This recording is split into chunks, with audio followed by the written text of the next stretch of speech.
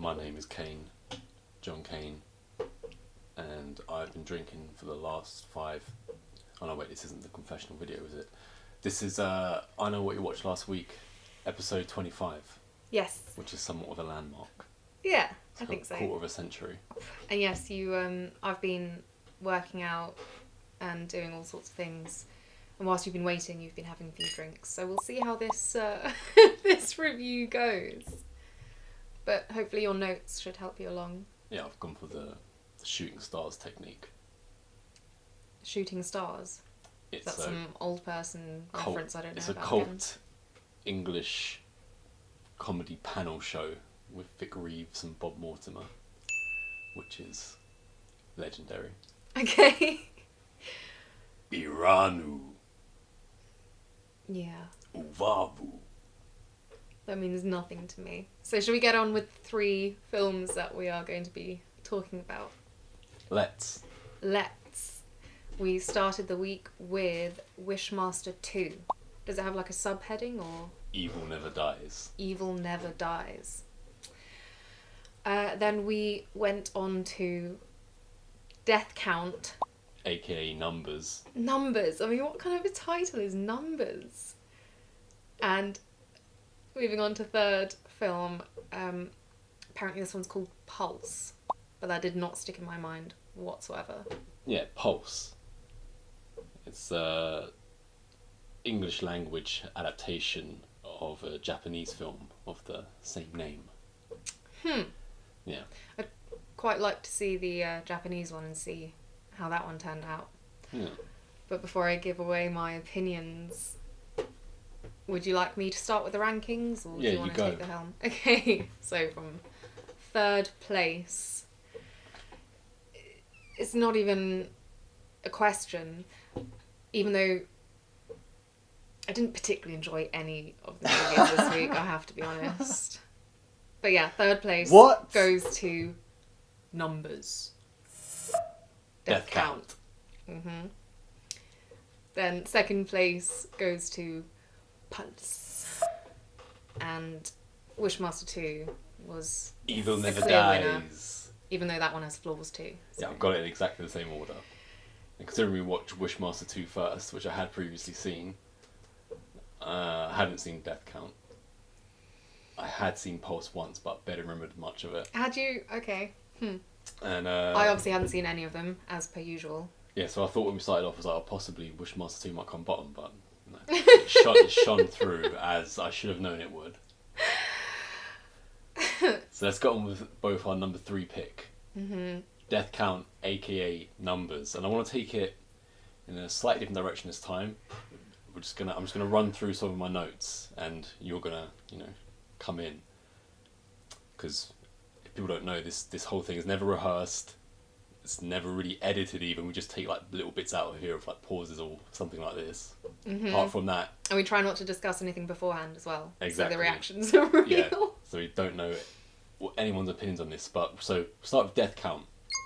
The movie of 88 producers, a $1 million budget, and one smudgy turd of a movie. What do you think about that? 88 producers. Well, funnily enough, as soon as the credits came in, which instantly you could already tell this is another movie that gives crowdfunded a bad name. Already you could tell this is going to be a terrible film. And then, funnily enough, 2 of the producers, the Mahal brothers, I'm sorry, I don't know how to pronounce it. The 2 brothers. They are already known to me because they are something of an example on raising money.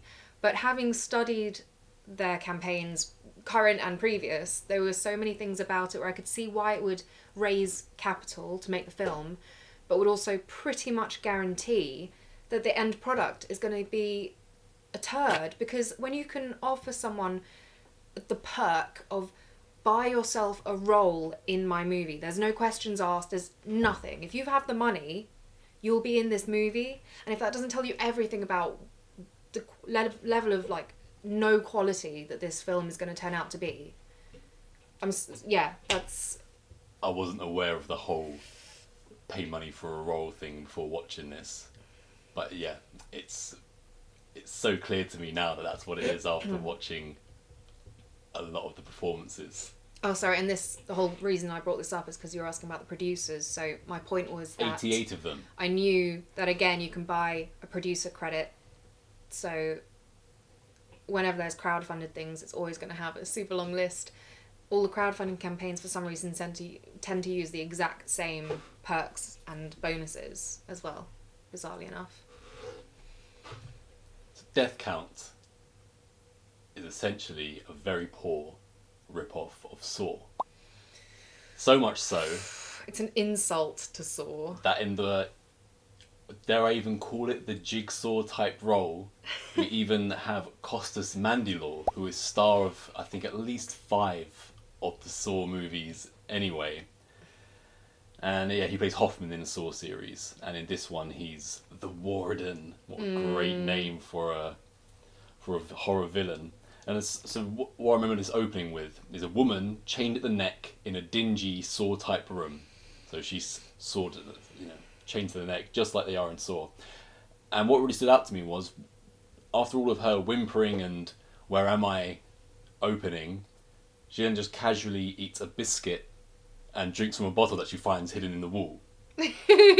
On the way I wouldn't be eating anything left in there. I thought she was going to die from poison at that point, but she didn't. So well, why? She sniffed it, Johnny, so it was fine. But why did she? Why did the he way even they have her eating a shot biscuit? that, like she was dying of thirst. They had like bits dribbling out of her mouth and stuff, and it was just so badly done. Why did they were have her trying eating to a make it all biscuit, though? dramatic. What was the biscuit about?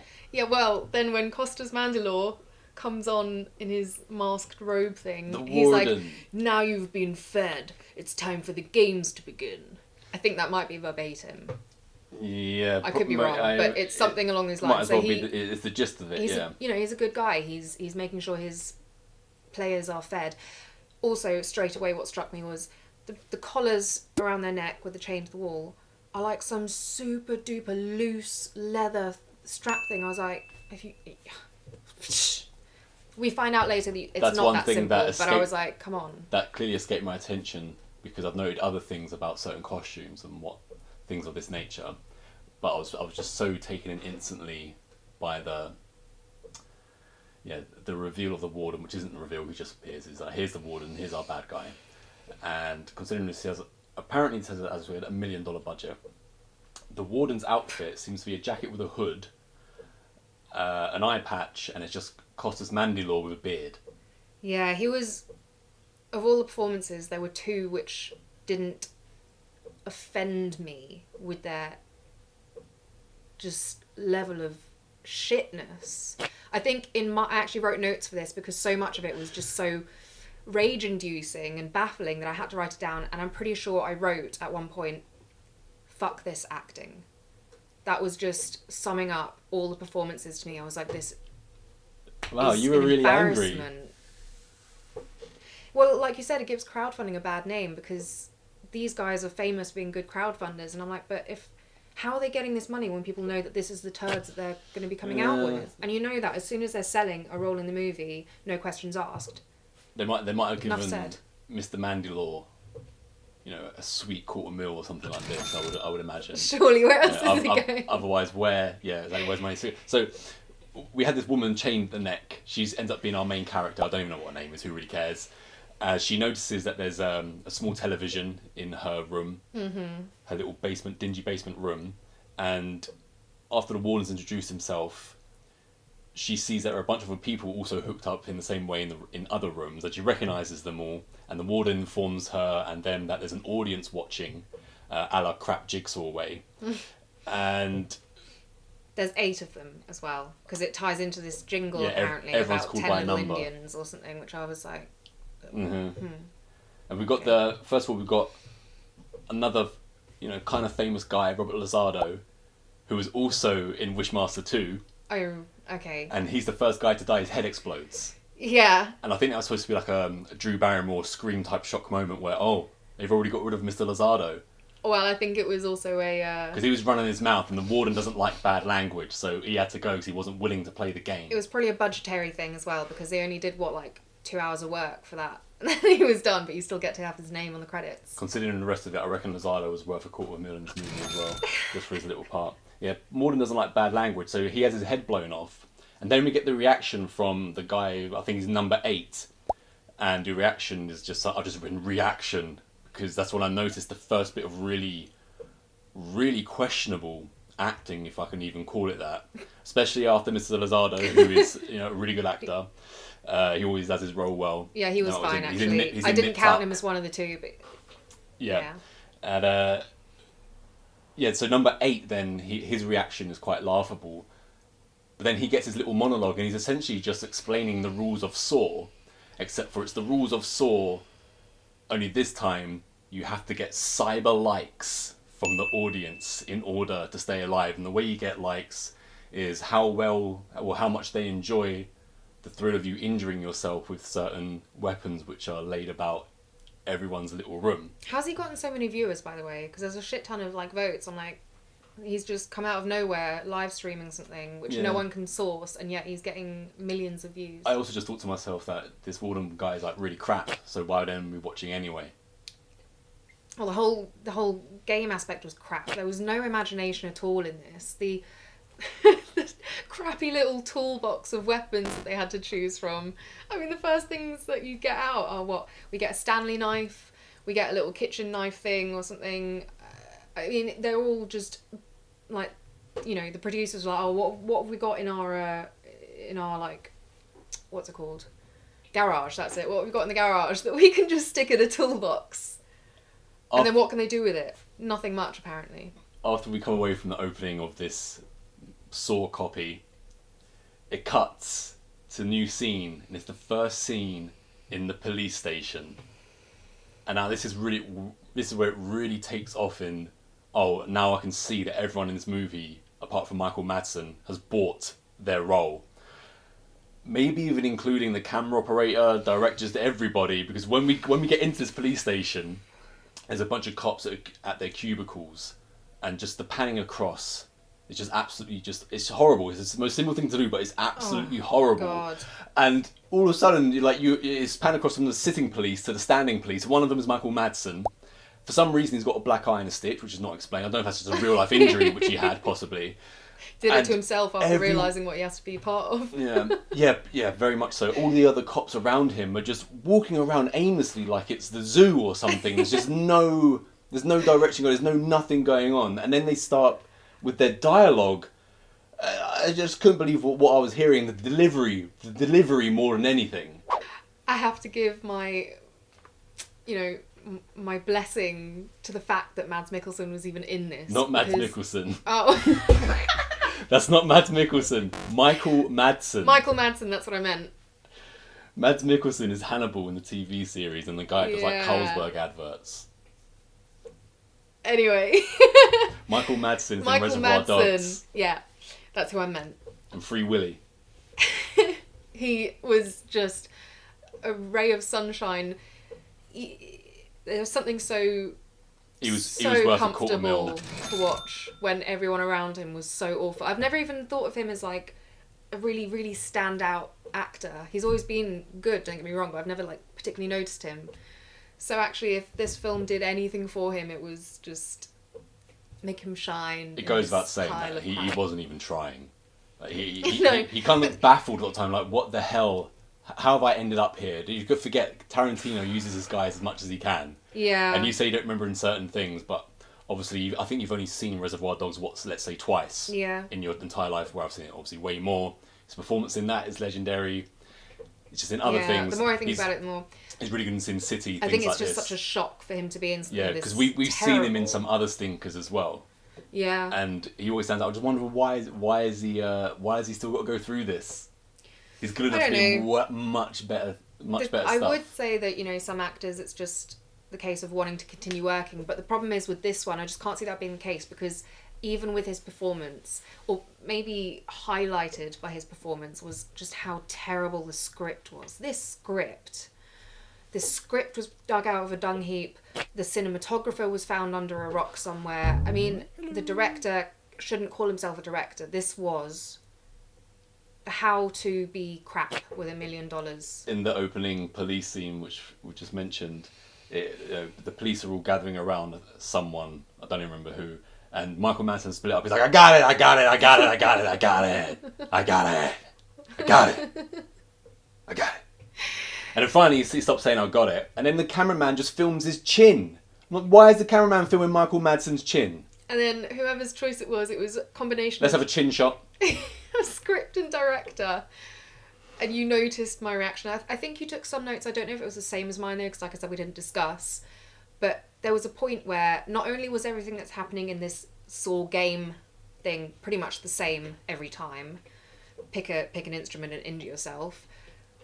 What's then happening is every time someone gets killed on this live stream, the cops are in the car and it just this is later on in my notes. Yeah, one of them's driving and he's got the live stream on. By the way, why is the same guy driving and watching the live stream? Surely the guy in the passenger seat. The guy driving. Right, so this is Michael Madsen's partner in the movie. It's his police. It's his cop partner. So unfortunately, every time you see Michael, you have to see him. And this guy just takes hamming it up to a completely new level. I'll try and find my notes on him where he starts. But my point was that every time they go to him, he's there with his phone, and he's like, "That's another one, Dad." So the first time they go to him, the camera cuts, and you got Michael Madsen asleep in the passenger seat, and his partner driving, and he goes, "Fuck!" And then Michael Madsen wakes up and goes, "What?" Whoa! Blow my eardrums out. And then Michael Madsen's partner goes, "Killed another one."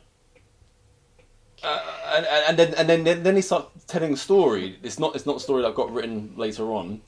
And Michael Madsen and the other cop, they just start laughing, and it's really forced and awful. Oh God, yeah. And then we get I've written stupid alarm, because the stupid alarm keeps going off in this movie every time that the warden's going to challenge some of the contestants. Now, let's just get back something that not something that I can say I enjoyed. Something that just took me away from this movie for a good few seconds is that they've stolen dialogue straight from RoboCop, and that the warden says you have 15 seconds to comply, and then later on he says 10 seconds to comply, and he says later on you have 5 seconds to comply, which is what Ed 209 says in the greatest movie of all time. So that was a nice break from me. Now my next note, we've mentioned the prisoners chained up, and they're all teachers, but one in particular I believe is the bald-headed coach. Mm-hmm. And he starts, berating the warden, talking about the game, and he's like, "Baseball is a game! Football is a game! Where's the sportsmanship?" That guy was so painful. Absolutely. And at a certain point, it gets out to the media that the warden is playing this sick game. He's got a bunch of people tied up. So we go to breaking news bulletins, several of them. And again, this is something that I should have noticed, is what people have clearly bought their roles, because the newscasters are wearing what can be best described as ill-fitting suits. I mean, one guy looks like he's been strangled by his own tie. His hair is completely unkempt. One of them has a pound shop microphone. We haven't talked about the green screen image they've decided to use as the background. It looks like something from PowerPoint. This looks the green screen image was good compared to the pound shop microphone, and his the suits were Ron Burgundy would not approve of these suits. So we've got the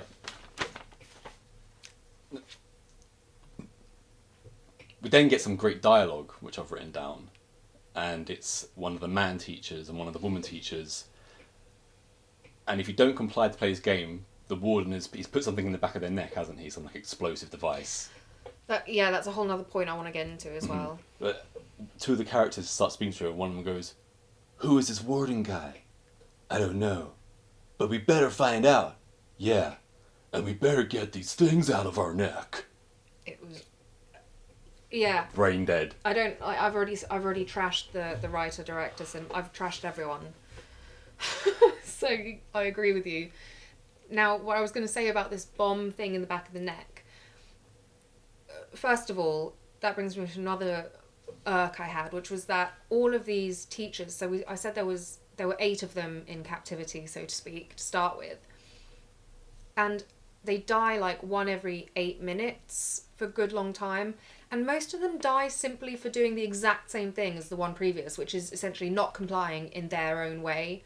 And it's like, how many times are we going to see them die for the same reason? Yeah, there's another guy who won't comply. Just call him the old man. Well, he won't, there's like he five won't of them that won't participate comply. because he says, I'm a role model in the community. That's his reason for not going. It's all so stupid. And they all try to do the same thing. They all try and like break out the...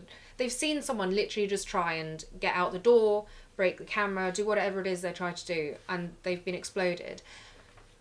But then he seems to forget about this whole explosive device thing, because then you do get, I guess, their attempt at a bit of creativity where they start dying differently. So one of them's like got some acidic gas or something that like shreds them to death. What happens is the coach refuses to play the game because he starts shouting out something else like, "Games my ass! Games has rule books! Get in here right now, little bitch! Get in here! Little bitch!" And so he refuses to play the game, so then the warden has some kind of contraption which shoots acid into his face. Mm-hmm. He gets over it pretty quickly, even though he's still got a burnt face. And it comes a little bit later on where he peels the burnt skin from his face, which looks more like membrane. And underneath, he's just got his regular face. So the makeup department haven't bothered to go back to show that he's got a wound. He's pulled off his old skin, now he's got regenerated new skin. But anyway, they start killing the people in different ways, not using this bomb in the neck thing. So I was like, well, what was the point of that then? Yeah, when they do eventually kill the coach, it then, as we mentioned, it goes back to Malcolm Madsen and his partner driving in the car, and the partner then goes, "Oh, fuck! They just killed Coach Roberts! Online!" Yeah, and that sums up every time. They go back to that. Like I said, someone's killed every 8 to 10 minutes, and then directly after you'll get that double shot in the car of the two of them with him going, "Oh, someone, like another person's dead." Yeah. Then Michael Madsen takes him to town with his like little monologue, and he's talking about, he's like, "I miss the old days before the World Wide Web, before this online bullshit." And he's like, "Friendship isn't something that can be retweeted. It's not something that brings people together. It's from another place, another time." So we didn't get, and Michael Madsen himself didn't get to do the Travolta role in Pulp Fiction, which was originally meant for him, but he did get to do this car scene with this dialogue. So all's well that ends well. Then I've written 10 Little Indians. What the hell is that? I've never heard of it. I don't know if it's something Stupid they made up or if nursery it rhyme. exists. I have no idea, but it just didn't make much sense to the whole story, because this was like a revenge thing. It's the mum of someone who killed herself. Explain some of this. So I've briefly mentioned that they're teachers. Everyone that's caught up by the warden is a teacher. Mm-hmm. And from my understanding, there was an art teacher and the art course got scrapped. Oh God, no. So, she killed herself and her mum's back for revenge through the warden. No. So yeah, there were budgetary cuts. And so all of these people who've been locked up were part of the people who agreed that the money would have to come from the arts.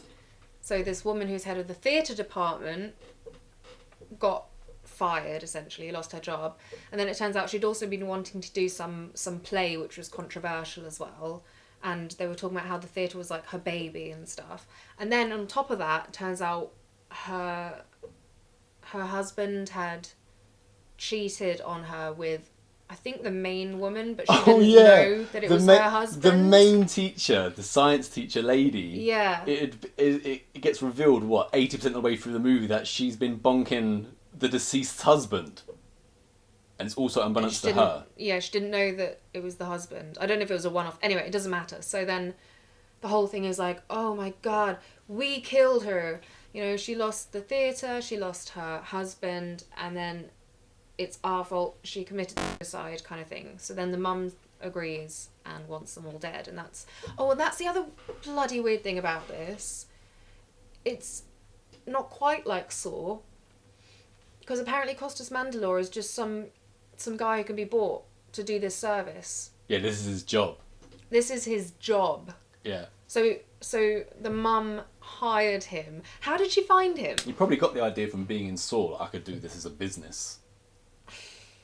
How did you find him? How has everyone online found him? How is everybody doing this? And He's learnt the a lot police can't because find out anything. He's managed to manufacture a flying self-injecting needle. Yeah, that was so Yeah, I just wanted to dumb. pop that in there. I think I wrote that down as well, actually, the injected. Yeah, that was like injecting steroids to the guy's heart. See, this is what I mean. He started killing them in different ways, but it wasn't... You know the teacher that's off herself? All of the other teachers who are still surviving at this point, they start having a conversation and like someone says, I thought we defunded that program. And someone says, you did. And then the other one says, it's always the arts. It's never football or sports. The play she wanted to do was too violent for high school. How ironic, considering where we are now. Yeah, this film clearly was trying to push a couple of factors. One, internet bad. Two, the arts should be saved above all else. But they went... And I don't disagree that the arts should be part of it. I think they're a huge benefit to, your learning curriculum. But the way they talk about it as if it's like a life or death thing, I think it's quite dramatic. I mean, just do some play acting yourself with your mates in like the park or something. I've then written down 52 minutes 25 seconds back into the car, Michael Madsen and his partner. Holy fuck! Number 5 just went up in smoke! I'm reliving the pain of it again. And then it goes back to the torture room, and the first line is, they took away the art department. It's a real melodrama about the art department. Stupid. And then the mother of the deceased, who's engineered all this revenge, comes out. And all I've written is, mother of deceased comes out. Stupid. Stupid. And the warden says, like, never argue with a vengeful mother. After the mum wants to see scientist girl because the whole use the point penance was whip. That, like, they've been given the carrot that one of them will survive, whoever gets the most likes. But then the mum wants them all dead. You She's just like, mentioned most likes. At the beginning of this movie, you and I were like, why doesn't the girl just get her breasts out? She'll get the most likes out of anybody. We said it as a joke, but then lo and behold, it gets to the end of the movie, and after she has whipped herself with the penance whip, and the mother of the deceased has watched on in absolute ecstasy, she then reveals her breasts, as in like, come on, you wanted, give me those likes, and then we do see the likes go up quite a bit after she reveals herself. And the mum likes it. Likes it. Yeah, I've literally written it. Mum likes it. Yeah. This is some weird mother. Pervert mum. Super weird. Then the warden uses a smoke bomb. Oh my god. Yeah, it took so long. It was such a slow thing, and like you've got two cops here with their guns trained. We now have Michael Madsen and his partner have now infiltrated the lair of the warden. They've got their and the hands warden up. They've got him poised. They're super close, in point the blank corridor range, and yet he has time to like slowly. It is the slowest smoke bomb action I've ever And then seen. you go back to the two cops who were like, where'd he go? I mean, he's no Batman. it was so bad. Yeah. Oh my gosh. So I've then written again the mum acting, because now the mum is pleading with the science teacher, and she just keeps repeating, please, I'm sorry, I'm sorry, I'm sorry. It just keeps going, and then and out of nowhere, so the warden's done his smoke bomb. The next thing you know, he's out joyriding in Michael Madsen's cop car in full costume, like talking on the radio. Hey, I've got your car, Michael Madsen. I'm the warden. Yeah, the warden gets away, doesn't he? Yeah, the warden gets away in a cop car, and why is he blasting the sirens? Surely he wants to be incognito. Why is he just riding around town like some 15-year-old has just stolen a cop car? It just goes with the whole bizarre nature of the entire thing. Yeah, that's. And then also, I think it's funny because the main girl gets out because she's somehow managed, we see in flashbacks to, during this whole thing, get the bomb device out of the back of her neck. But it's not very clear how, and it's all just like, oh, well, she's a science teacher. Yeah, because someone else tries to get the bomb out of their head in pretty much the same way, and it explodes. Their eye out. And what's even more stupid is early on in the movie, one person does say to the science teacher, "You're a science teacher. You should know how these bombs work." Like science teachers make bombs.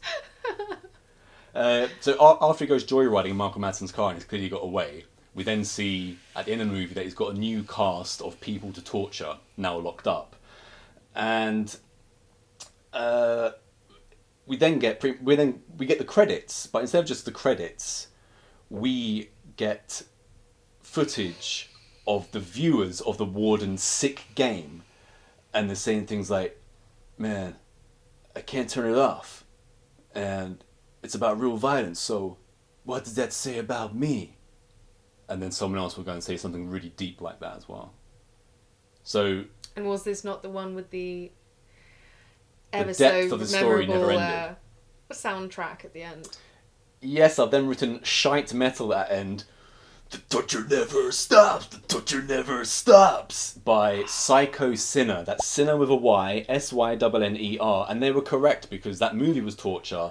And then we just got hit by this, middle of the road, try hard, terrible metal Something song at the that's end. supposed to be like a torture porn movie. There was very little injury that made you that's squeamish. Surprise, surprise! It won't shock you to hear that pretty much all of the Saw sequels, their credits roll at the end, accompanied by a metal song by the likes of Disturbed or something like that. This is like Disturbed ultra light. Disturbed aren't that great in the first place, so. Well, again, they might have paid for their song to be in it. So it kind of is this movie worth watching just for how crap it is? Wait, actually, before we get into that, I've got to ask you about the $1 million. So far I've spent $750,000. I've given $250,000 to Costas Mandylor, I've given $250,000 to Lozado, and $250,000 to Michael Madsen. So that still leaves you $250,000. So why have we got the pound shop microphone, which is clearly made of plastic and doesn't work? Why have we got the newscasters have clearly bought their suits from home, but one guy in particular, I believe he was a redhead, his suit must have been from 15 years prior because he did not fit into. It was ready to burst. It was ready to burst. Yeah. So where has all this money gone? So I highly doubt Lozado got paid $250,000. He's only in it for 2 minutes. So where is $1 million gone? Is this where $1 million goes? And consider this: the first Saw cost $1.2 million. So it's funny how similar this movie is to Saw, yet completely different. Yeah, you've not only got people giving you all this money, you've also got no costs because they've given you the money to take on roles that you would normally have to pay for. And yet you've still just there's no evidence to where this money has gone. I can only account for so much for things you have to have, even for something this crap. But that leaves a good 750. Considering I had $1 million, once the people that had paid for their roles came in and started, on day one, I would have just fired them on the spot and be like, here's your money back, and just started again. I would have fired everybody apart from, I just don't see how Madsen. you can do that. Taking all the, artistic... There's no artistic anything in this movie. Word? Yeah. There was one good bit, but they messed it up. A girl, her face starts melting, something along those lines, and it starts off really cool. The effect is really good, but then she vomits. Oh yes, and then the effect and the scene carries on another 45 seconds of her struggling. It just God, that goes was so on bad. far too long, and also ends up poor. Whoever the guy was who kept talking about sportsmanship, who kept talking about Where's the sportsmanship? This isn't baseball. I don't think he was a coach because I think there was a woman who was a coach, and she was the one who tried to get out. Of them. She tried to get out of the door, and somehow some little magic hole appears that her arm half goes through. Then it closes around it. And then her collar and the chain is dragging her back, so you see the arm being torn out of the wall. But apparently this woman is made of just latexy skin. There's no bone in there. There's no sinews. There's nothing. She's just floppy. And when she's trying to pull her arm out of it, it's just this stretching rubber. It looks like. So and again, I wouldn't mind that in a lot of movies, but this one apparently cost $1 million, so it can't be accepted. Also, wanted to mention the filming of the warden. When he's just sitting in his lair talking to camera. It has less effort in it than this camera now pointed at you. This looks better.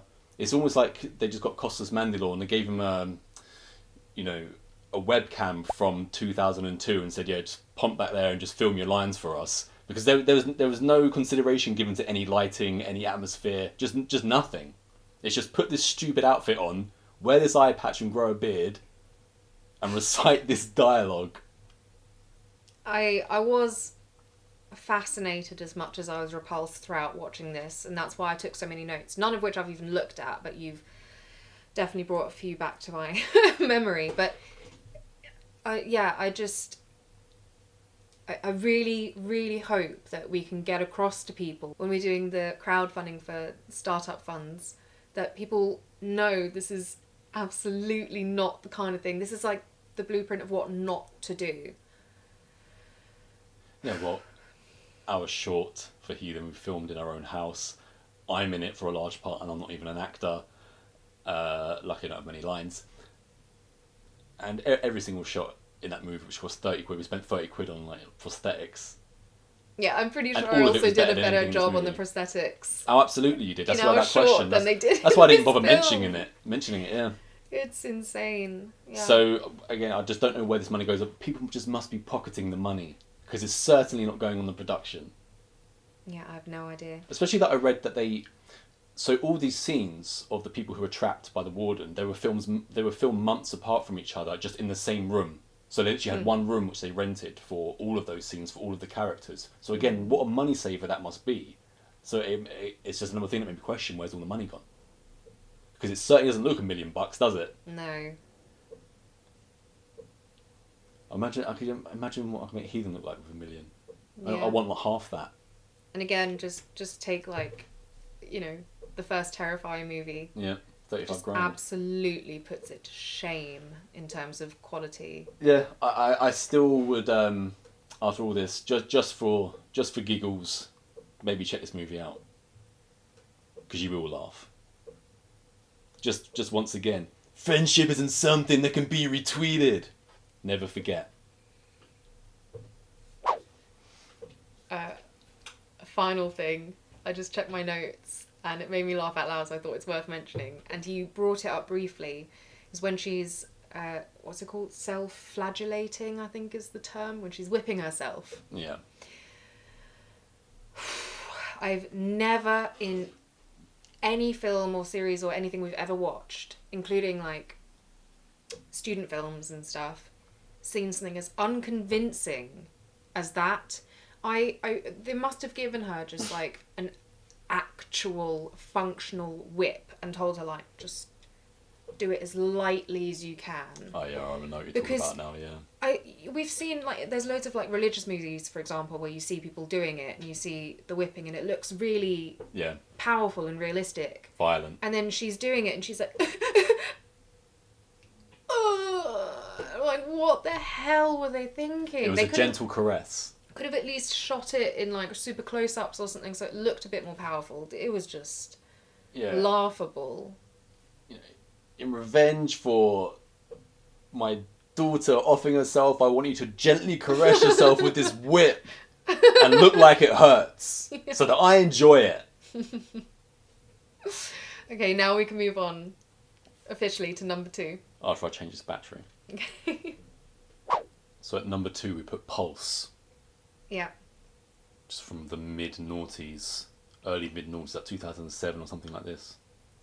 Yeah, and I just feel like the major letdown with this was there was absolutely zero Tension. feeling, no tension, atmosphere. no, exactly. It was so flat throughout the whole thing.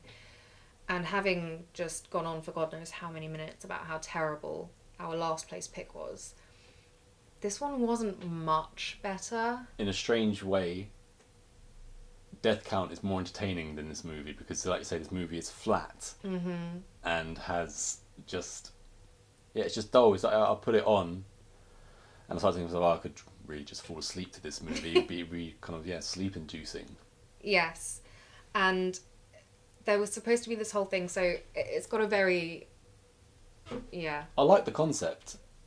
Retro-y kind of concept, isn't it? This whole virus that spreads through the Wi-Fi and basically in any electronic device can expose you to it. And the virus manifests itself as the dude from Prometheus. Remember what I'm talking about? That I think so. That God, thing, that movie that sucked bald as well. thing I in don't really Prometheus. remember. That's what these things look like to me. Yeah, they weren't scary. Or maybe Prometheus based their dude on these guys because that would come after. And also, something that was baffling, because we've seen some other ones that are about, a virus, and if you see it, and something's going to get you and whatnot. It can come through the internet. It comes through the internet, right, this Yes. virus. So it can come through your phone, it can come through your computer, whatever you've got which can hold the internet, this virus can get through And this to you. one spreads a lot further than most of these internet virus things do, because it seems to get just everyone in this town. It's like apocalyptic. It gets everyone just the across bald the world Prometheus by the end guy of it. thing, he sucks your face and it Sucks takes out away your it takes your will will to to live. live. Yeah, again, which is not a bad kind of concept. But when sometimes it was okay when the Prometheus guy was appearing. For instance, the best part was when he was coming out of a washing machine and he looked like he had multiple limbs. Mm-hmm. But it didn't last for very long, and it quickly went into a digital shot of him with just his face in his victim's face, sucking the life out of him. And every time it went to that, it just took away from anything that was remotely I think scary or that anything like as that. the repercussion wasn't scary enough for me, and that took away the fear factor for the whole story, because when you're not fearing what the ultimate end is for each person, what's the tension building up to? There are a couple of bits which I thought definitely could have been better. So the guy's name is Rick Gonzalez, and he's the guy with the afro in the movie. Yeah, I recognise him. He plays a character called Spanish in one of my favourites of all time, Old School. Right. So always nice to see him for me. And in the bit with him, he's being haunted by something, but we don't see the Prometheus thing. Instead, he's like looking into the distance where it's all dark in this room, and out of the darkness comes this woman dressed in a kind of like not an old time Victorian dress, but just a kind of black dress, and she looks the part. And when she's walking towards him as a person, again, it looks pretty cool. And we go back to Rick Gonzalez, who's starting to look concerned. And then it quickly just starts doing, like meldy face digitally and her walking digitally and things like this. It just completely took away from the quite creepy and effective opening of that scene and just ruined it. And there's only one other part I can remember actually liking, which I didn't think was ruined. So I mentioned we've got Rick Gonzalez from Old School. We also got this kind of short guy with big sideburns who plays an Asian guy in Not Another Teen Movie. He plays an Asian guy as a joke. I don't particularly enjoy him, to be honest. I didn't even particularly enjoy Kristen Bell. I didn't really enjoy anyone. I don't think it was just everything was flat. Just keep the hate coming. I love it. But the bit where he's died, and he's coming through the computer screen. He's talking to the girl, and it's just him looking from his bedroom through his webcam. You're right. That was one of the and his mouth is things. open and he's talking, but his mouth isn't moving. And then she leaves the room, goes into another room, opens the door, there's a computer there, and he's still just there staring through the computer. That was really cool. Yeah. But the rest of it was a total letdown in terms of that. And there are bits, as I said, which could have been cool, but for the most part, crapped out. But I also don't really understand, because even with the concept, I don't feel like they fully thought about all the details or stuck to it, because they're saying that these beings that they found through some webosphere who are now The webosphere. this Prometheus character you've dubbed him, Yeah. that they want what they can't have, which is life, which is why they're doing this. So they suck the life out of you, apparently, and then you devolve into offing yourself, basically, and that to me, if you stick with that, is acceptable. But then the guy you mentioned, who plays the Spanish, he doesn't actually do it to himself. No. Because they start getting this like black inky growth going through their bodies, and he just disappears into the wall, kind of in this inky spot. And to me, that again was just like, the guy from you Not have to Another Teen pick one Movie way or the other. Like watches either him. you take their will to live and they end up, doing it themselves, or you can kill them this way, because having that as a core theme to it and then not sticking with it was just off-putting to me. That just reminded me of another thing that could have been better, but I'd already mentioned it when the woman's coming out, walking towards Rick Gonzalez, and then it goes digital, and then Rick Gonzalez gets away a little bit, and I believe he hides under the bed, and there's a bit where the woman is just slowly revealing her head over the side of the bed, looking down onto Rick Gonzalez, but it had no effect whatsoever, just the way it was done. Again, a really nice idea. So it made me think, at the beginning when the credits were coming up, it said that it was written by some guy, sorry I've forgotten your name, and Wes Craven. So it was written by Wes Craven, and it was supposed to be directed by Wes Craven, but previously we've talked about the movie Cursed on this show, and they had to do all these reshoots and things like that, and he thought he was going to be working on the movie for say 9 months. They ended up working on it for 3 years, and in the meantime he had to give up anything to do with Pulse, so they kept what they would have, the beginning of what he'd started to write, and someone else comes in and finishes it, and then another director comes in. You could see, dealing with the way it is, it's almost like a different way of Nightmare on Elm Street. Instead of something coming through your dreams, coming through your internet and all this kind of thing.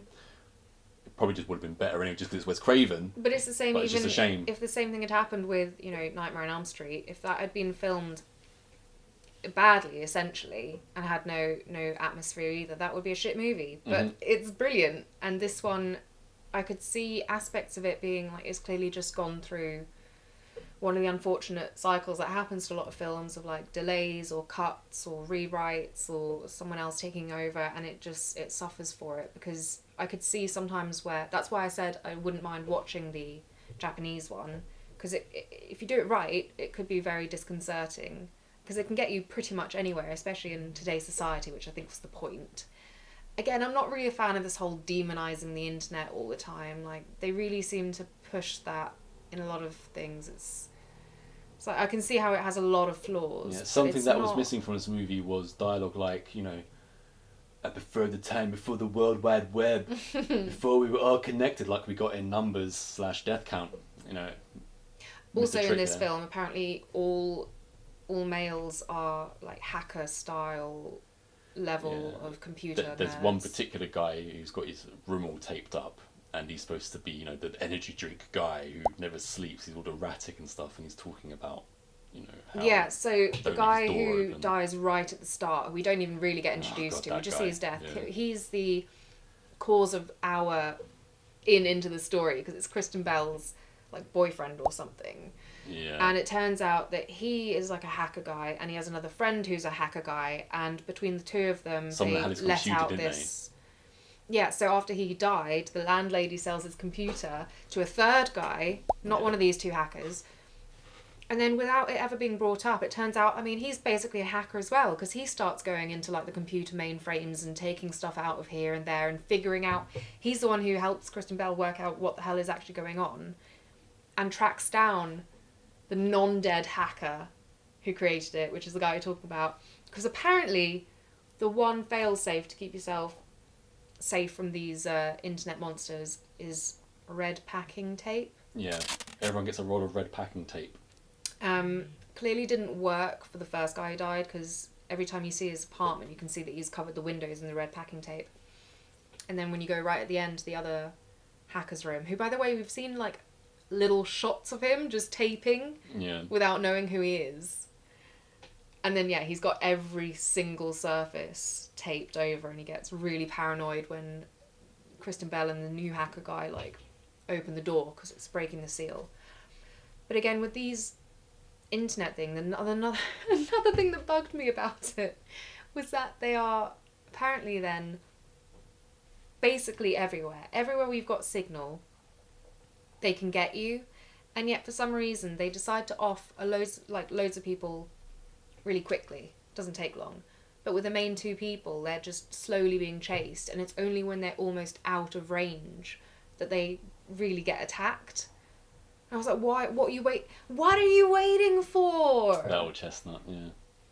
What are you waiting for? Like, why are these ones not being got? And they kept being told, it's not long till they're going to get you. I'm like, okay, but if we're going to do a pirate thing, I went, arr. It's already been a while, so yeah, that was bizarre to me as well. So you know how the conclusion is they just have to get out of areas where there's internet access, so you just have to go to dead end zones, I think they call them. Dead zones, yeah. Dead zones. And when our main girl and our main boy are out on the street, they go past this like family, and there's a whole talk about how you got to get out of here, they're coming through the internet, they're coming through this, that and the other, you got to get to the dead zones, yada yada yada. And it just reminded me of, I'm going down to California where there's no internet. Yeah. And also it took people a really long time, because again, whilst we're waiting for Kristen Bell to, be put in danger after all this threat, she goes to like one of her classes at college or whatever, and of the like 100 desks, only 3 or 4 students are there. So apparently all these other people are dead, and yet they're still just like, strange, what's going on around here? Yeah. There was no build up here. It was just like 1 minute everything's normal and it's only affecting the small group. The next minute, run. And the next minute, run for your lives. Yeah. It's also it was a bit underwhelming, the end where he pretty much just throws his phone out the window of his car. Which was really dumb as well, because how are you supposed to know if there's signal or not if you don't have And it? drives about a mile out of the edge of town into a more rural area, and that'll be the end of it. Like, nothing else can come through now. Yeah, well, then they have that whole, super meaningful thing at the end where they show the cities in devastated states with no people in them. And they're like, life will never be what it used to be. Yeah. They've taken over what we knew. I guess we'll have to start again. Like, something along those lines. Yeah, dear Lord. It was like the whole Terminator, apocalyptic but thing, not. but Yeah. just falling completely flat. Something else I found really flat was just literally the colour tone in this movie. It was just sucked I off all... thought you were going to comment on someone's endowment. Someone's chest. nothing that caught my eye. No. It's an unusual change. Like I say, this movie was flat. Yeah, completely flat in all ways. The colour tone of this movie was just, all colour was taken out of it, and I don't mind kind of movies that almost look you like grey, a lot of dark, yeah, I like a lot of dark grey. stuff, but this wasn't really dark. It was still kind of weirdly brightly lit, but just saturated with all colour and grey. And it just there was just no soul Again, to the flat. movie. Because of the kind of movie it is, it has like a teeny feel to it, really, doesn't it? It's not. Yeah. You might as well just pop up the colour because your movie's just not that serious, and it's not saying anything. Maybe it would have woken me up a bit whilst we were watching it. Yeah. Once again, I didn't mind the concept, but it was just. Yeah. And it's not the worst thing. Lazy. It wasn't offensively bad. It's not offensive. It just wasn't good just either. blah. It was just It's kind of it's almost like the worst thing you can get. It's just whatever. No reaction. No real reaction to it. Yeah. Still just got to put it ahead of the $1 million. Yeah. Train wreck. Swiftly on to... Not so swiftly, really, but yeah. Moving on to first place, Wishmaster 2. Evil Never Dies. Never dies. Yes. This is your first experience of Wishmaster 2? It is. It is, okay. And in all honesty, even though we've seen it probably at least twice, I don't remember very much about Wishmaster. There's only certain bits of it that I've kept in my mind because they're inspirational for filming and whatnot, but... I love Wishmaster with a passion. Huge favourite. Yeah, movie I think of we'll have to mine. watch it again. And this movie is not a patch on the first one. I should hope not. It's not a Otherwise, patch we on won't the be first watching one. it again because this one still was. It had too many flaws. I didn't not enjoy watching it. It was still worth a watch, and possibly I'd watch it again. But there were so many things where I just thought they were being lazy or, just not thinking about things. One of the best things, the most memorable things about Wishmaster are the effects, the practical effects that you get in the first movie. Mm-hmm. It's kind of out of this world, won't go into them now. And then this one, it opens up pretty well. So we've got two robbers in an art museum, alarms going off and all this, need to make their escape. And as they're leaving, the djinn starts to come out of the wall. So this is like this kind of gloopy, bubbling mess on the wall. And his head starts to protrude through the mass of gooey flesh. Yeah. And we also get a shot from above of this happening. So we've got a shot of it in front so we can see the face crowning. And we've got a shot from above where we can see it coming out the wall also. Looks really cool. Then as soon as it comes out of this fleshy cocoon, we get the digital effect, and it's just the Wishmaster, the djinn's face on two arms and like two back legs crawling towards one of the robbers. Mm-hmm. And the effect was just totally ruined after that. There were some digital effects obviously in the first one, but not to the extent where it was affecting the Wishmaster. So when we first see the djinn in the original, when he's a small version of himself, he's actually Vern Troy, who plays Mini-Me, and he's in prosthetic makeup and he's crawling along the floor and talking and all this kind of thing, or at least being dubbed. So he's acting. And in this one, they don't have that. They had that awful digital effect, and Yeah, that was kind of the first thing that I noticed, how it started so well. The effect was like, here we go again, it's going to be another fantastic Wishmaster. I've seen this movie before, seen it at least like 3 times. A lot of it I had just escaped my mind. I'll mention the bits that did stick in my mind because they're particularly good, including this bit. And after this, when the robbers are a boyfriend and girlfriend, and we got I call her the alternative girl. Her name's Morgana, so she's got like an alternative haircut. She's got piercings, all this kind of. She's a bad girl, and so her accomplice is shot during action, and she's also shot someone, hasn't she? Yeah. She shot a cop or. Well, I love that her reaction is so like. When you go into a museum, you start stealing high value items, including art and jewels and stuff, then you're shocked that there's some kind of shootout because it's the security people who come to respond to the alarm going off, and then isn't there a third person with them as well initially? There's 3 of them, I think, 2 guys and a girl. Anyway, so there's all this shootout, loads of people are being killed. And then she ends up feeling bad about it. I'm like, well, you shouldn't have bloody gone and started robbing in the first place, should you? Yeah, she'd never been in that art museum robbing all the goods. I had very little sympathy for her, especially when you see her place is pretty nice. I was like, you clearly aren't like doing it to feed yourself. And even so. So then she has been, she's seen the djinn.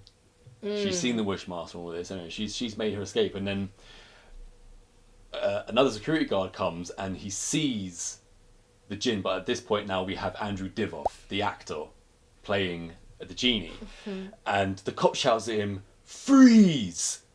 And then Andrew's like, "Did I hear you say freeze?" And he's like, "You're goddamn right, I said freeze." And the Wishmaster says, "Done," and freezes the cop. But that's not a wish. That's exactly what my first gripe was with this film. He hasn't wished this. And all of the ones in the first movie, although there are some like little, plot holey bits or whatever, it was never like this. Where, especially when it's the first guy who's apparently made a wish, which he hasn't, and he just frees him because he says the word freeze. That made no sense in terms of the world that was set up from the first one. That bothered me throughout this film, and it was one of the things that I said. I didn't like the lack of attention to detail or care or whatever that was put into this, because I agree it's always fun to take one of those wishes that seems like it would give you something great, and then twist it in a way that you're like, oh shit, yeah, that's true. It could have gone that way, and it's not so good.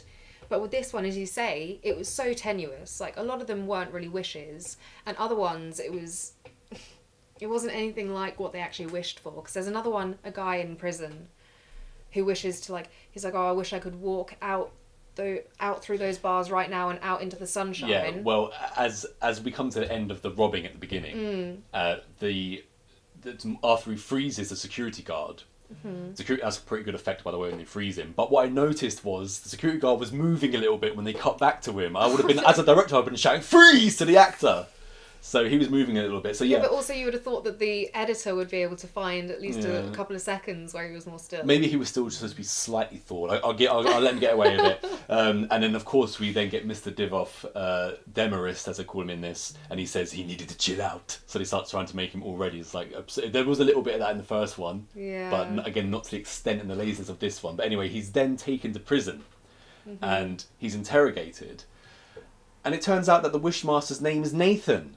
I'm like, what the hell is this? I'm pretty sure. Correct me if I'm wrong, universe. But in the original, it wasn't really it wasn't given a name so much. And in this one, his name is Nathan. But correct me if I'm wrong, because like I said, I barely remember the first film. Is Divoff in the first one? Yeah, he is. Okay, I thought so, and I did think he was good, but I just thought again, like, the script, it was lazy. He's the big positive of this film. Yeah. Considering that we don't really get much of the djinn, it's always we have to watch Andrew Divoff out of Wishmaster costume, which is a bit of a drag because we like to see him. But to his credit, to his great credit, Andrew Divoff, and again with the script as well, he works wonders with the script, with just his delivery and things like this. Got great posture and presence and all of this. Yeah, and the faces that he pulls and keeps, he doesn't blink and things like this.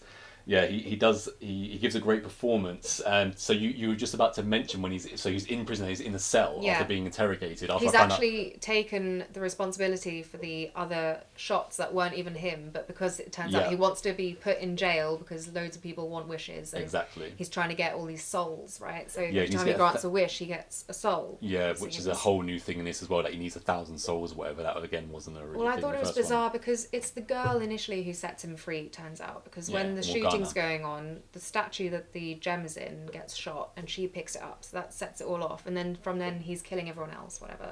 I just need to quickly insert as well that when he's being interrogated by the first cop, the cop calls the Jinn / Nathan a fag. I just put it in there for a reason. So anyway, as you mentioned, they're in the holding cell, and this guy starts giving him grief. He's walking up to him, and he's like, "Don't fuck with me, bitch! What are you? You keep calling yourself the Wishmaster." And he's like, "Those shoes are nice." And he's like, "I can give you anything you want, anything you wish." And he goes, "Yeah, I want your shoes, basically." And then Demaris, that's a Jinn, starts humouring him, saying, "You're a smart man. You can do better than wishing for a pair of shoes. I can do anything you want." And then he asks, to walk right through the bars, as you were going to say. But it makes no sense either. Again, they've done this for a cinematic reason. As far as he's concerned, he could just give him the shoes and he'd have a soul. Like, that seems so much easier. Yeah. But instead he's like you said, goading him and not granting that wish to then... But this is what bothered me. So the wish ends up being, I wish I could walk through those bars and out right now, out of the jail into the sunshine. I'm pretty sure that's, the wish. And what you get instead is him being smushed through the bars into just a puddle of gore matter on the other side. I thought it was a pretty good effect. But that's not the wish. He wished to go through and walk out into the sun. He hasn't done that. Yeah. That isn't the wish. Yeah. So he's taken way too much liberty with that one. I mean, it was less of a liberty than the whole freeze thing. So I had more of an inclination to let this one go, just because of the effect as well.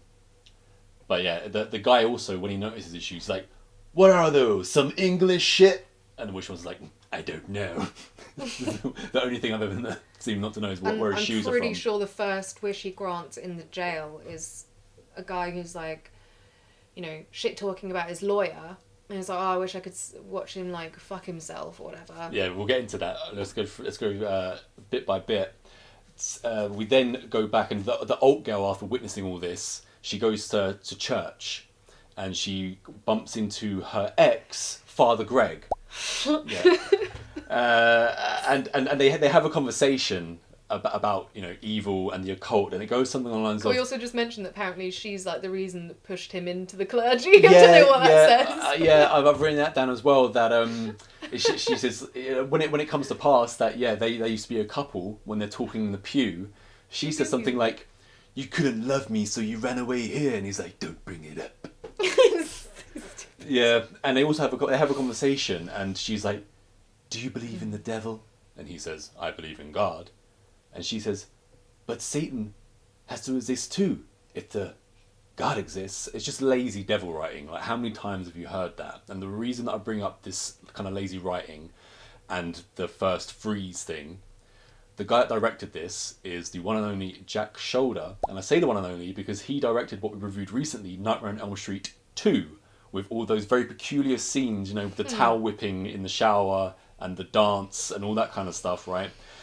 And he was approached to make this movie, and he slated the original, saying, "I thought the original was crap, the script was terrible, and it's not a kind of movie I'd want to do." And so I had no intention to do Wishmaster 2, But then they told me that I could write my own script and do it how I wanted. I'm like, how can you slate the movie that's come previously and then come up with this?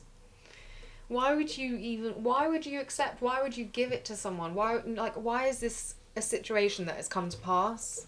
It makes no sense. We're going to get into the scene soon, but you briefly mentioned it. I cut you off because I want to get into it properly, and I just wanted to mention, why I bring up Jack Shoulder as the director of Nightmare on Elm Street 2 with these very peculiar scenes, and in this one he has that one. I'm like, what is this guy? What's he on? What is he about? But we then when we're in the jail yard, right? We get more laziness, which I found hilarious, by the way. It shows the Asian gang and they're all doing kung fu. Then it shows the black gang and they're all playing basketball. Then it's got the Hispanics like just standing around talking in whispers or whatever. I was just like, oh my god.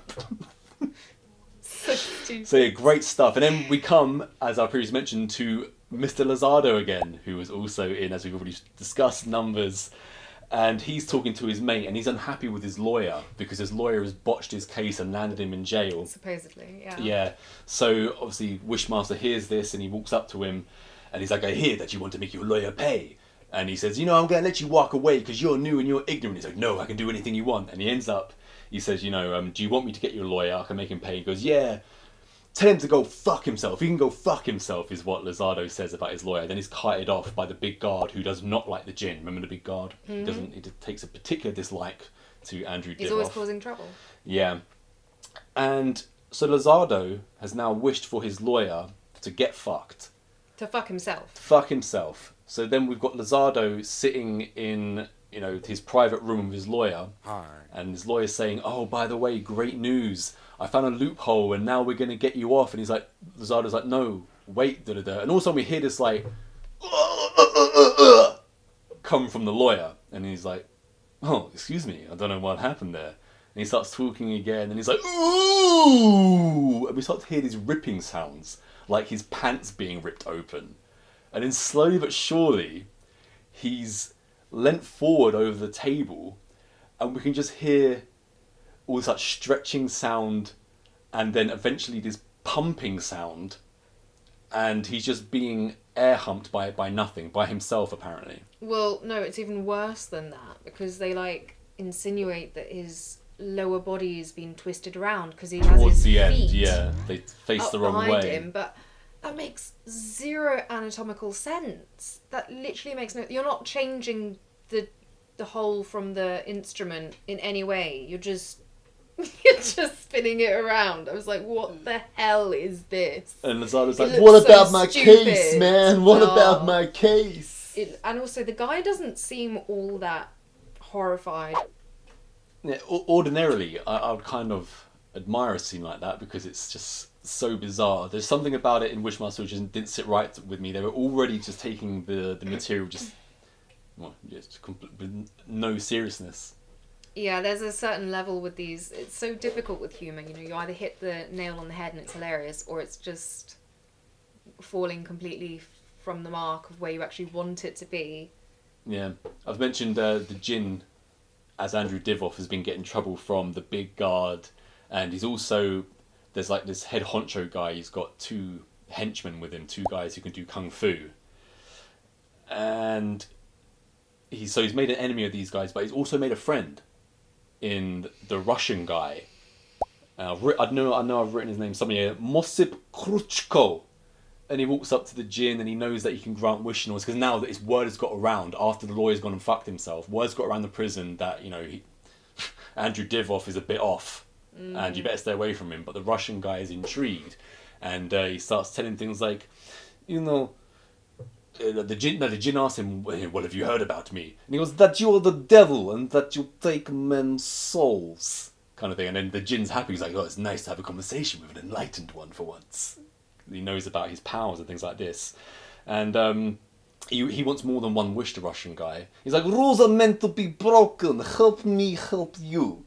And his main wish, though, is just that I want to get out of prison. And the Djinn kind of takes a liking to this guy. He's the one guy you can almost relate to in the prison, kind of thing.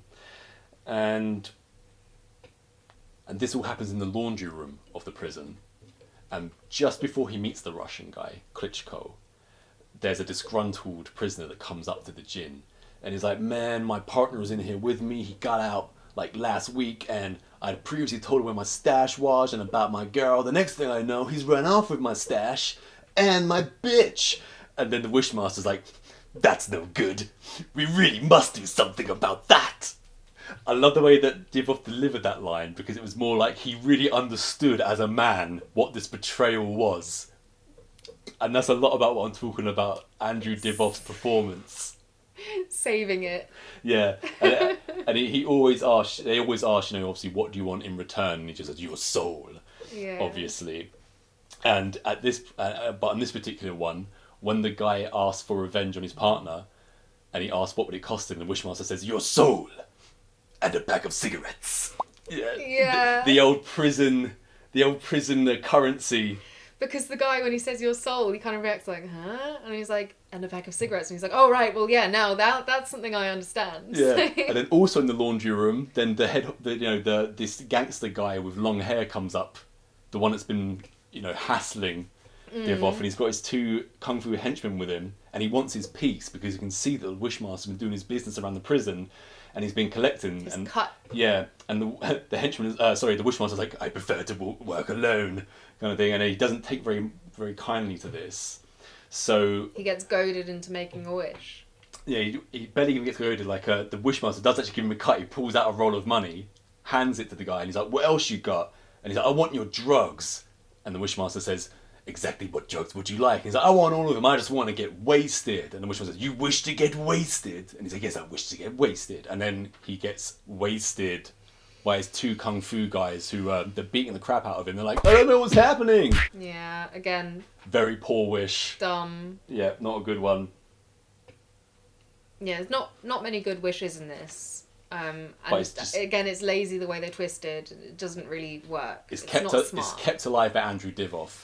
And yeah. after all this is going on, he's just causing havoc in the laundry room. The big bad guard then comes up to him and he says, "Right, that's it. You've earned yourself a week in the hole." And the Wishmaster says, "A week? Is that all you got?" And he's like, "You want more than that?" He's like, "I was in a hole for 3,000 years once. This should be a breeze." Yeah. Excellent stuff from Andrew Divoff again. Yeah, though the performances in this were all pretty good. I liked the guard guy you keep bringing up as well. Yeah. Obviously, we keep mentioning how great Divoff is. There wasn't anyone... With this film, there wasn't anything that made me hate it. It was just, like I said, you could tell it was a sequel rather than an original because there wasn't the same love and care put into every detail. Yeah, this one also straight to video. I think that the budget was halved and things like this as well. That's why you don't get so much of the Jin in his regular form. And when we do, he's always naked. Which I'm asking Jack Shoulder, why is he putting in the naked Wishmaster the whole time? And the Wishmaster makeup was not as good as the first one either. It looks cheaper, definitely. When Andrew Divoff is put in the hole, when it's been a week, we then see the big guard come and open the door for him, and do you notice he steps out and he's like. He's all proud of himself that he's done the week in the hole. Well, he's always got this sort of smug smile or cheeky smile. It was a great look. He? Yeah. When he pops out of that all proud of him, quickly go, and the main girl is, the Jin has his psycho moment because he creeps up on a girl in the shower and he's behind the curtain and she screams and stuff. I was like, oh look, it's the Jin in the Anthony Hopkins, or not Anthony Hopkins, Anthony Hopkins. But I've completely forgotten now as well. You're lucky I'm glossing over that one. Yeah, Psycho's your favourite. Is that... So he needs to collect 1,000 souls. And then something to do with... he needs to grant her 3 wishes. So the person who's released him, when he got 1,000 souls, he then has to grant 3 wishes to the person that awoke him. And then which is from the first one. The whole world will be under his rule. Yeah, and if you hadn't seen the first one and just went straight to Wishmaster Part 2, we get Father Greg reading the rules out loud in certain scenes to Morgana. When they're researching it and stuff. Yeah. But he can only be returned to this world by one who is pure. Oh God, yes. Oh no, that was bizarre. So, as you said, we've got this alternative girl, and when they say that thing about pure, there's like a look given between the alt girl and the priest, like, as if that could ever be you. And so she goes through all these things to purify herself. And again, I didn't like this whole undertone of certain set rules, be they religious or whatever. So she takes all her piercings out. Yeah. She completely changes her hair. She changes all her clothes. She turns into basically like the Sandy at the beginning of Grease kind of vibe. And I was like, why? Says some gobbledygook and like confesses in a Catholic church. With being good or bad? What is artistic expression? And she slices off her pinky. Apparently that makes her pure. Yeah, what the hell was that? Why has she sliced her pinky off? That wasn't explained. Is that some religious thing that you and I just don't know about? Unless it's just a Jack Shoulder thing. I didn't I didn't like that. I thought that was kind of crappy. I guess it was just them trying to visually show the transformation, but it was poor. Yeah, made me grin. Made me grin a lot. So the Wishmaster at this point, he's now taken up all the wishes that he could possibly get in the prison. So he has no reason to be there anymore. So he makes the big guard make a wish, and it's a complete non-event what happens to the big guard, so I won't go into it.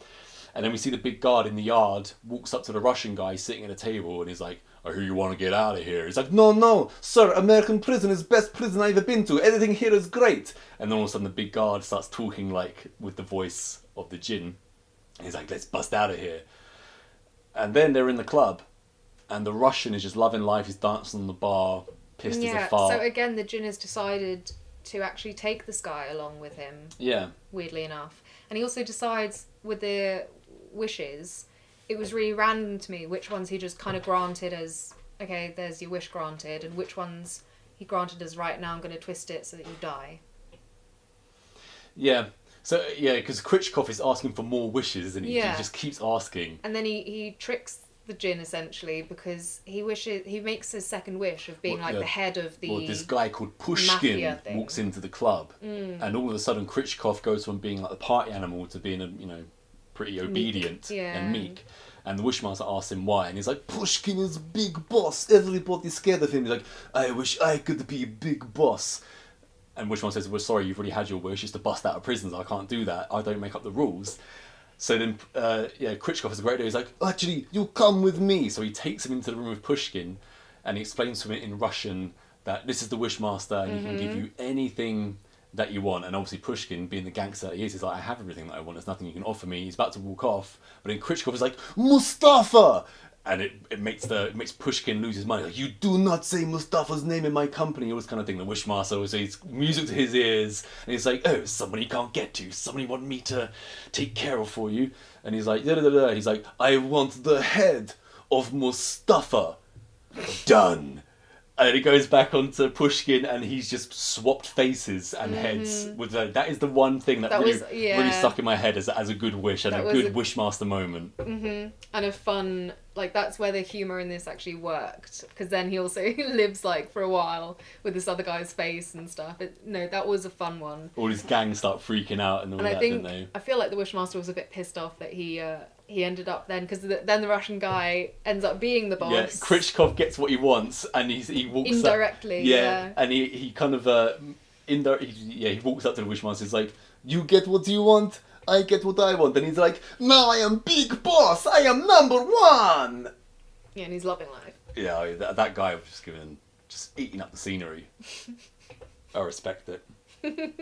But also, he's kind of written as a comedic character. But it turns out that he's murdered 2 men in Father Greg's parish. I don't know if you caught that in the dialogue. No, I don't think I did. Father Greg actually mentions it himself. Yeah. Well, he seems he's mixed up in some big mafia stuff. So yeah, when he's wasted at the bar and he's like, "Come on, Mr. Wishmaster, have a drink," and he's like, "I don't drink." He's like, "What kind of devil are you?" And all his mates are standing. Was like, "You want a big dick? You want a big one like that? He can give it to you." He's pulling out all the stops. He's a pretty good wingman. Yeah. I guess there is a reason to keep him around. Yeah.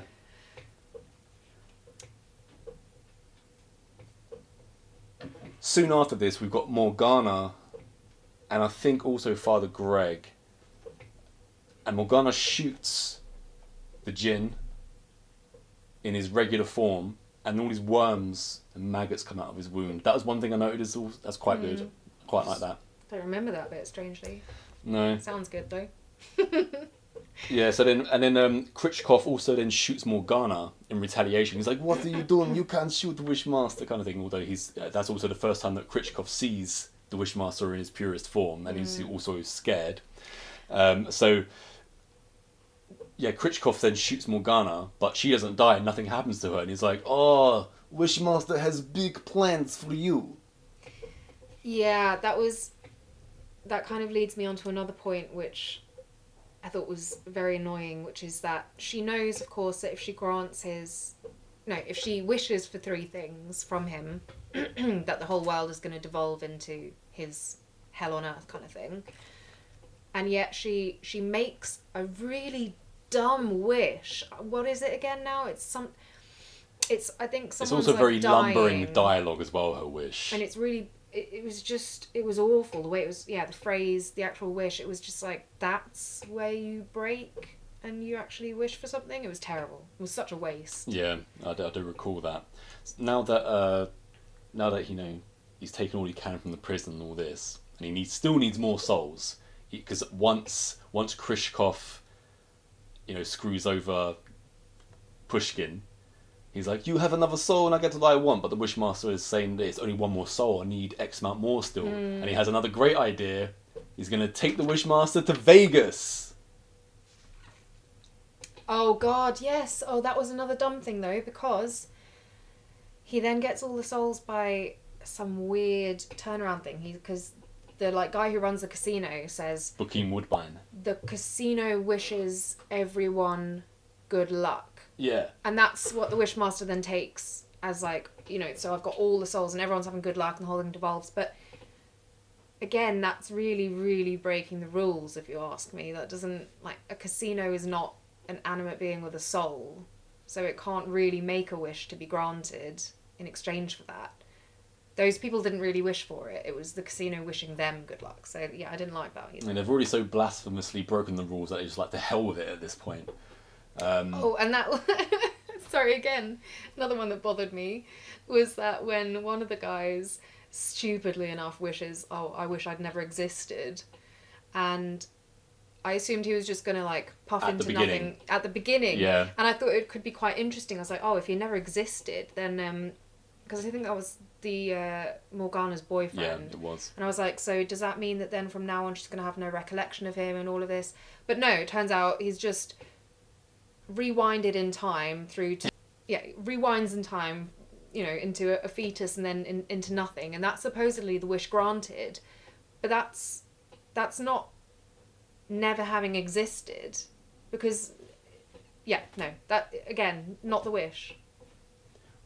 Calling you out, Wishmaster. When we first see the Wishmaster as Andrew Divoff in his suit in the casino, and he's being walked through the casino by Bokeem, and Bokeem saying to him, we hear that you're repping our high-stakes Eastern European gamblers. And the Wishmaster says, yes indeed, hot soup.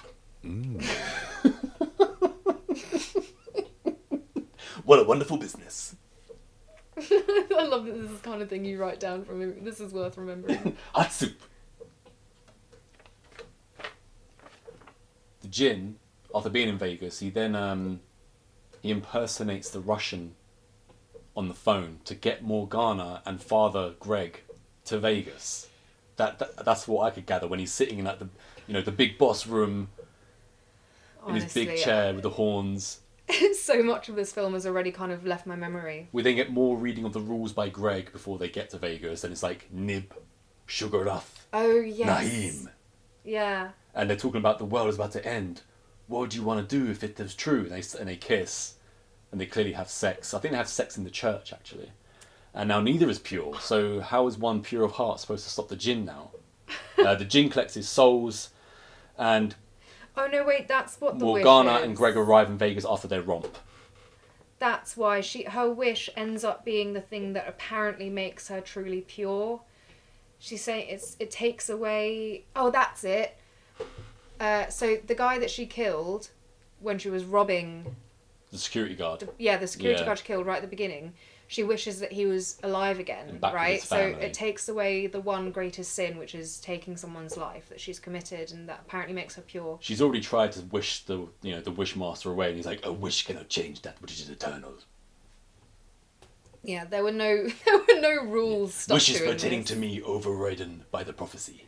You have to go into something like this with a set of, law, essentially, of what can and can't happen. And you've got to stick with it, because they didn't. But doesn't she eventually get him by saying, I wish you into hell? And then he's like, done. And then they're all in hell, because then Greg's crucified, isn't he? And he's got fire underneath him. He's naked on the cross with the crown of thorns, and Morgana's standing with the Wishmaster looking at him, begging the Wishmaster, stop his pain. He's like, you can just wish it away.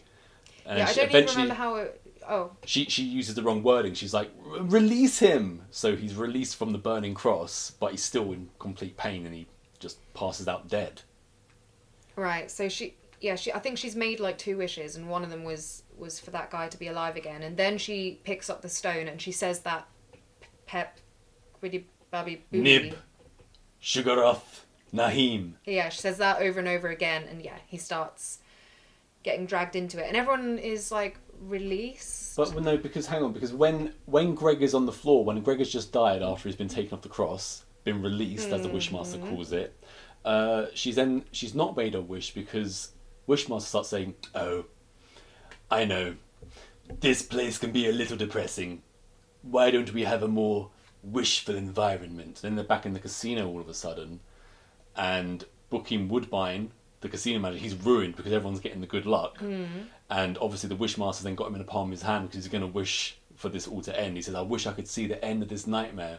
All at the same time, Morgana is pleading with him not to make the wish, but because then Booking makes the wish, we then get flying dice out of the roulette wheel and flying cards flying into people's faces. And we get the chariot wheel of roulette rolling along the floor. Ultra silliness with everything going and everyone dying, everyone locked in, and just... A man splits open, which is pretty cool. But then there's this woman who's playing craps, and Wishmaster sort of goes, "Oh, looks like you crapped out." And the next thing you know, she's like shitting change all over the place. So crass. But yeah, no, you're saying that she hadn't made the wishes by that point, but by the time she puts him back in the thing, she's made 2 wishes. She makes the first one after all that's happened that you just mentioned, which we don't remember, but that was some dumbass wish. "I wish the man I shot was alive again." No, that was the second wish. There was some wish before that we can't recall that was just dumb. That was the first one. Then she wishes that the guy was alive, and then she gets the thing, says the Shugaroth, and he gets dragged back in, and he's in that place where he's like, "Oh, this is a bit not very wishful."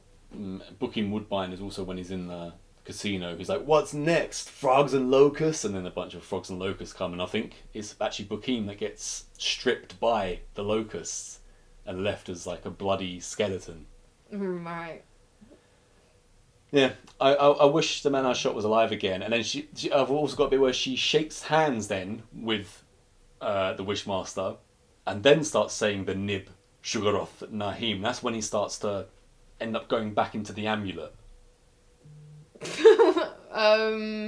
I just recall her with because she had the stone. She had the amulet. Stone. She opens it up, and then she like grabs hold of the Wishmaster's hand and starts doing the Nib Shugaroth thing. Maybe there has to be contact as well, or something. Yeah, and then we start seeing all of the wishes get reversed. Yeah, so, exactly. But the thing is, it's like the gangster's got his head back. I'm like, he's not a good character. Why does he get to live, a good life? And then Krichkov gets put back alive, and we just heard that he's killed 2 people in Father Greg's parish. But no, he's alive. We're supposed to be happy. All of these prisoners that he was granting wishes to, yeah, they've all got their stuff back. But I also don't see how you can... Oh, and Greg's back as well, isn't he? Undead people.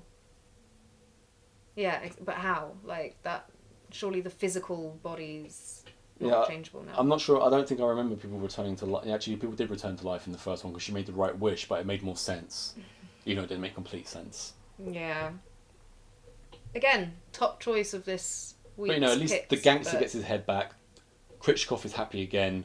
Greg's back after, probably living his dream of becoming Jesus Christ for a little bit and being on the cross. And also now, I guess he's just free to do whatever the hell he wants, so he can get back to Morgana, the Stepford wife now. She's pure again. Wouldn't that also mean that the original boyfriend is alive again, the one who didn't want to exist? Yeah, now that's a conundrum. What's going to happen there then? Because Father Greg's now back in the game. She's not married to the church anymore. Or church. Well... Maybe we'll find out Wishmaster 3. Really tame an alternative girl that smokes weed and has tantrums in her apartment and smashes things around. How dare she have shoots piercings people dead. And then, has a change of heart. Oh my god, I was such a bad person. How could I shoot someone dead 5 minutes ago? So this is a huge step down from the first one. And unfortunately, this is the last time that we have Andrew Divoff play the Djinn, because it's number 3 and number 4, where it's someone else, and I haven't seen number 3 and 4, simply because of that, because as I kind of mentioned, that one of the only reasons to really watch it is because of Andrew Divoff's performance, which is highly enjoyable. Yeah, another reason this movie didn't work as well as the first one, this is what they call a genre film, where you're expecting all the tropes. It's not supposed to be like a surprise, you know what you're going in for and things like this. But in the original we had, obviously Andrew Divoff as a Wishmaster. We've also had Robert Englund, who was playing like a curator of an art museum. Tony Todd is in it. Kane Hodder is in it. Angus Scrimm, who is a tall man in Phantasm, he does the voiceover at the beginning. So there's just a whole host of people from the horror world, and it was just like nice little touches and things. And it was also brought to us by Wes Craven, whatever the hell that means. And yeah, directed by Robert Kurtzman, who's a great effects guy. And for some reason, it just kind of fell off a bit in the second one. So I will now check out number 3 and 4, even though I'm not really expecting much. But yeah, I'd probably watch this again after watching. I'd have to watch like Wishmaster for number 13 times. Oh, it might be time for number 2 now. Might be time for number 2. Yeah, I have to remember the first one a lot more than this one, so. Yeah. Nib Sugaroff Bachim. Just remember those words and you'll be A-OK.